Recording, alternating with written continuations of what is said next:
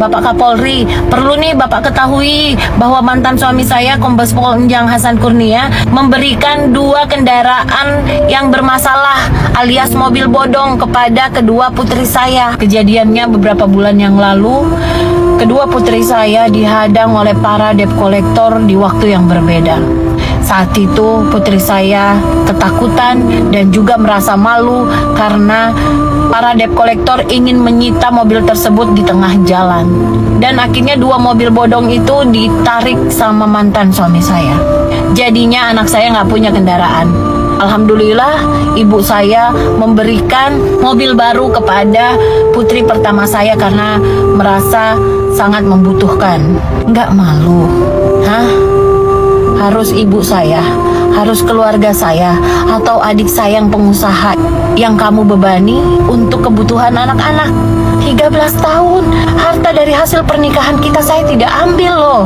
Saat ini kamu punya bisnis luar biasa, ada di Garut dan klinik kecantikan di mana-mana. Bisa gitu, anak dikasih mobil bodong sedangkan istrimu kamu kasih mobil baru. Nggak adilnya kamu pada anak-anak saya. Ingat ya, meskipun kamu menjauhkan anak-anak saya dari saya, tapi kuping saya bisa mendengar.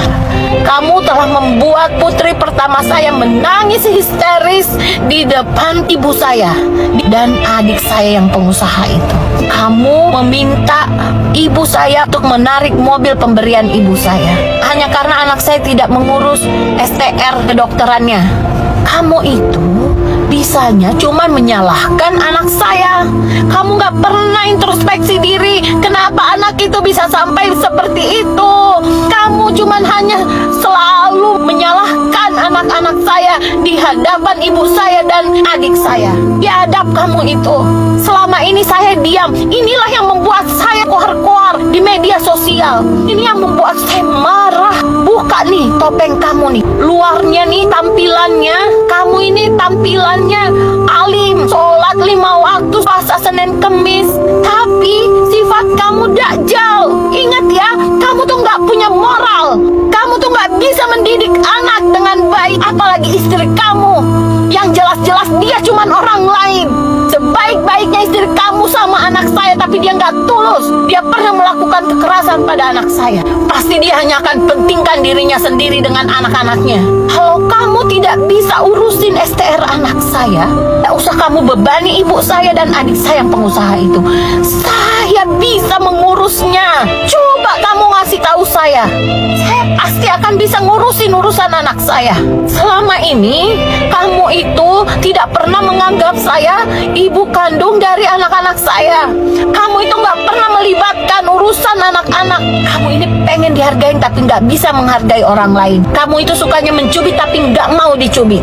Kalau kamu ingin nyakitin saya, cukup saya, tapi jangan pernah membuat 3 anak saya menangis. Kamu akan berhadapan dengan saya. Lihat gimana perbuatan kamu sama saya dan anak-anak saya. Anak-anak saya itu sudah jadi korban. Kamu merusak mental anak-anak saya sejak dulu. Kamu mempertontonkan kepada anak-anak kekerasan.